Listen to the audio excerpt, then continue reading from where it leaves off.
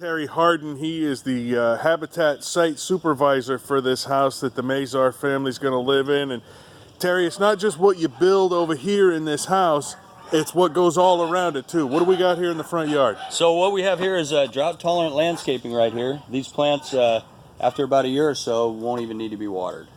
Wow, that's amazing. And of course the gravel, I'm sure, is a no big grass, no grass. Keep down on the water. These are high energy efficient homes. They've all got solar on them, tankless water heater, extra insulation. It's a well-built house. I've never seen one done by Habitat that wasn't a well-built house. Yeah. So let's take a look at what you've done. It's not quite finished yet, but at this point you're just a few hours away from the dedication. So some last-minute work being done here. So we're installing the blinds, doing the final cleanup. You can see the luxury vinyl tile floors we put in. The nice window treatments.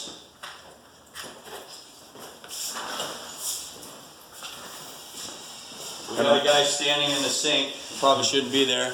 That's all right. We'll give you a bath while you're in there. Whirlpool donates the refrigerator and the range, and it gives us a really good deal on things like the dishwasher and the washer and dryer that the homeowner actually purchased from Whirlpool. Okay, so the microwave and range don't come together, do they? No, the microwave is something that we put in, but the range is actually donated, and the refrigerator. Every Habitat house in the nation, Whirlpool donates a refrigerator and a range. What do you think that runs them for every one of those they do that? I mean, you've got $1,500 or so in donations on every single house we build, and we build a lot of houses in the United States. Yeah, and that's their cost without a markup. Yeah. Oh, that's amazing. It's a 3-bedroom. Now this house has special needs. The son is in a wheelchair, so we've given him handicap thresholds right here with a ramp. We've got this aluminum ramp that goes out there, and there's a couple holes that are drilled for the pins. We're getting ready to install the one in the back. What we did in the bathroom right here is, instead of having a bathtub, a standard bathtub shower combination, it's just a shower that'll allow him to get in there easily. We've put a pedestal sink in instead of a cabinet with a sink. It'll show you the difference in the other bathroom. This will allow him to come in here with his wheelchair and be able to turn around and use it. And it looks like, and I'm just eyeing it without a tape measure, obviously the doors are a little wider too. The doors are wider. We went as wide as we could go. It's not what you would call ADA compliant, but these are wider than a standard bedroom door.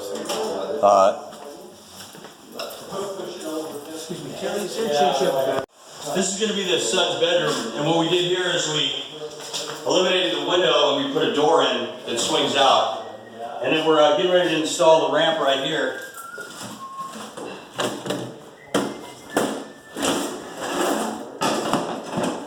Okay, this ramp will be installed here to allow him access out in the backyard. He'll be able to wheel right out here into the yard all by himself. And then we poured a little bit extra concrete back here. Normally we don't do this, but we wanted him to be able to come outside and utilize this backyard. So we poured a nice big patio out here for him.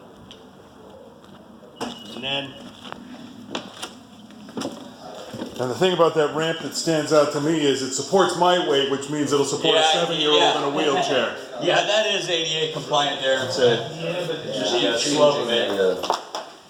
Well, this is the only battery that I know of. Another bedroom, and then this would be our typical bathroom, and so the other one would have been identical to this, but you can see by taking the vanity out and putting the pedestal sink in and getting him the low shower, it allows him to be able to have access to that bathroom. This would be a nice one for the rest of the family though too. Yeah, and this is the 3rd bedroom right here. Plenty of closet space in every one. Now when you guys start from scratch on a place like this, I mean, does all the framing and all of that stuff, it all comes, or do you guys build the frames too? Oh no, we build the frames, yeah, we do it all. There's a few things we sub out, like the plumbing, the heating and air, and then the sheetrock. Everything else we do here. The floors we laid, the framework, we hung the doors, we did the painting, we did the foundation, we did the tile in the kitchen out here, and the tile in the bathroom. It's all done by volunteers. Now, I know you'd mentioned that there's solar on the roofs of these things. How about in terms of the house's energy efficiency? So what we've done is first of all, our exterior walls are 2x6 instead of a 2x4. It allows you to get more insulation. And then we've done something really neat called advanced framing, where we've eliminated all the headers that go above the windows and the doors. It allows you to insulate. And then we put something called an energy heel that raises the trusses up and allows you to get that full insulation all the way around your eaves. So you get that full 14 inches of insulation, so you're not having any heat gain or loss above the doors and windows and around the perimeter of the house. How about the fixtures and those kind of things? These are all fluorescents or LEDs. Every light in the house. The exterior lights are on motion sensors and daylight, nighttime sensors, so they go off in the daytime, come on at night, or with motion, whichever you want. There's a continuous ridge vent up there. There's a tankless water heater. It's just super high energy efficient, modern building standards that we use. And even a little garage. Yeah, you've got a one-car garage here. So out here in the garage, I see we got a washer and dryer also from Whirlpool. I'm assuming those come at a discount? That's correct. Yeah, that's part of the package that Whirlpool offers Habitat homeowners. They sell them at a discounted price on the washer, dryer, and dishwasher.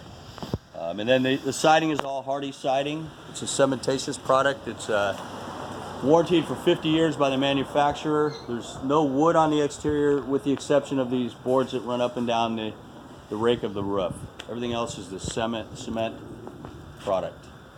Well, and again, you mentioned that they're solar. I'm not seeing any panels, so they're well hidden. Well, if you look at that house right there, you can see them tilted up on the... Aha! There we go. They're actually on the north side, tilted up to the south. Now these over here are on the west side.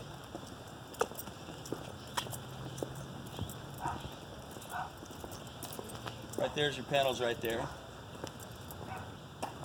And then of course you can see the house on the other side of the dumpster over there has them also on the north side facing south.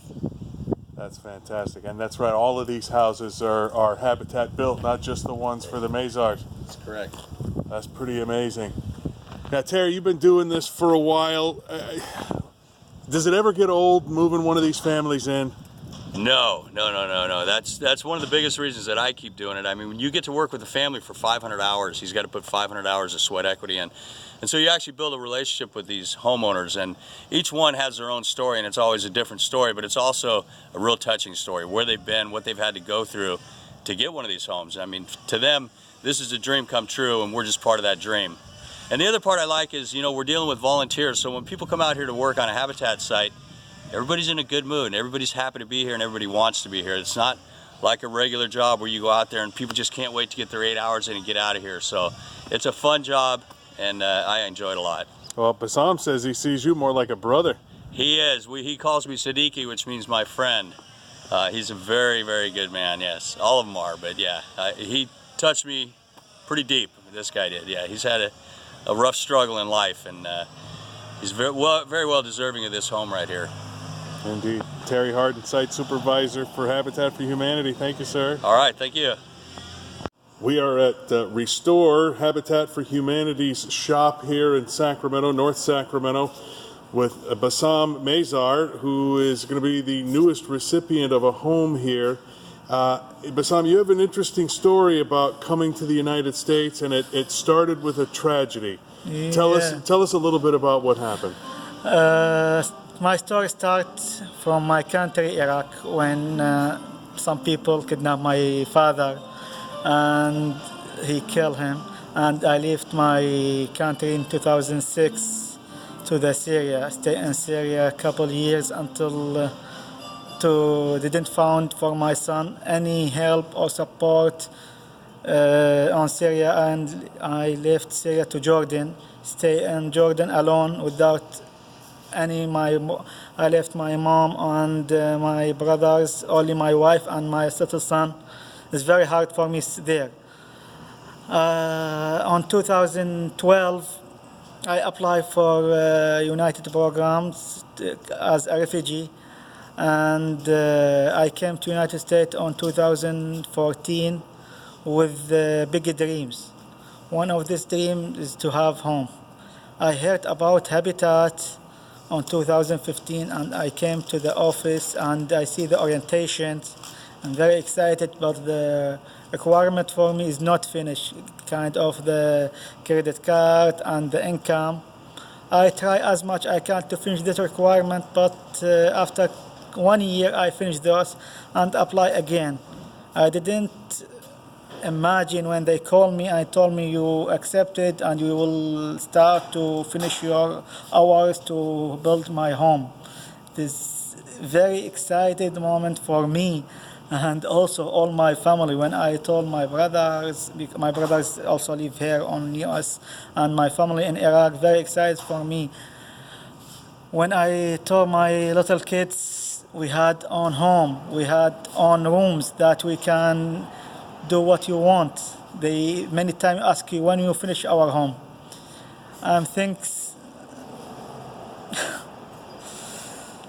Thank you for everybody help us. Thank you for everybody support us to make these dreams too.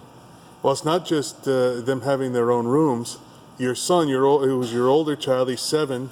Yeah. He's in a wheelchair. Talk about how difficult it was in the other places you were living because he's in a wheelchair. When we came to US, the first apartment we had on second floor, it's very hard for my son and my wife and me to take him out and in when we go his school. And also the place we live a little bit not safety. I work night shift. I'm very worried about my family. I need to looking for safety place that I keep my family safe as much I can when I leave. I'm looking many times until to finish this home before I apply for Habitat. But with Habitat, they choose the perfect place for us, exactly the very close for my son's school, that without, many times he asked me to pack up home to school, he enjoy with me. But on this home, is make this dream very true. Many times ask me when we need to move this to this house. So they're ready to go. Yeah. Today morning, he asked me when did the dedication come. Now, does it have a place for them to play outside too? Yeah. Before yesterday, I took him to play to the home and see the backyard and the huge video that he's enjoy on this home and backyard. And in this home, I didn't have any backyard, and my living room is very small.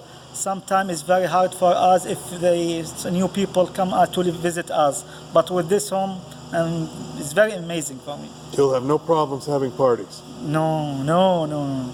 Especially birthday parties, Of since you have a couple coming up. Next One for month, yourself. Next month will be maybe I make a party for me and my wife. I think that's a good idea. Yeah. Now, you had mentioned the income requirements, but you also have to, you don't just get a house from Habitat for Humanity, you have to put in a little work, don't you? Yeah, one of this requirement for Habitat is the income. And also finish the 500 hours. On this situation, I think how can I finish those? And because my wife, she didn't speak English very well, and she cannot work and leave my kids, so I start work 3 jobs. I work on maintenance and also study like student computer network management, and also I work a kind of office for delivery car, and also I work on the Amazon delivery package, and also I work with Habitat to finish 500. Last year is very hard for me. I don't have any weekend. I work in weekends and during the week, and the study is very, very hard for me. But finally, this dream is B2. Well, in my mind, I'm wondering, not just weekends, but you have 2 kids, you have a wife, you have these jobs, you're studying, and you're trying to put in your 500. When do you sleep? Do you know, many times, the special things my son's appointment is very hard. He had many appointments during the month. I think each month he had 3 or 4 appointments with his special doctor because he's disabled, as you know. He had spina bifida. And my wife a little bit didn't speak English, and she drive car, but she's very, very scary and worried about the driving. So I don't know how can finish this work, 500 hours, and my work and my studies. But the God will help us and will place the time for us. Now, this is kind of a broad question, but if you were to explain to somebody the difference between life in Iraq and Syria and life in the United States, how would you explain it to them? The life in Iraq and Syria is good, but we worry about the safe. We don't have any safe. I leave my country because they killed my brother, my father, in front of me. They kidnap him and the gun in my head. When I remember this moment, sometimes I dream bad dreams. Many times I ask to the time come back to hug my brother and my father.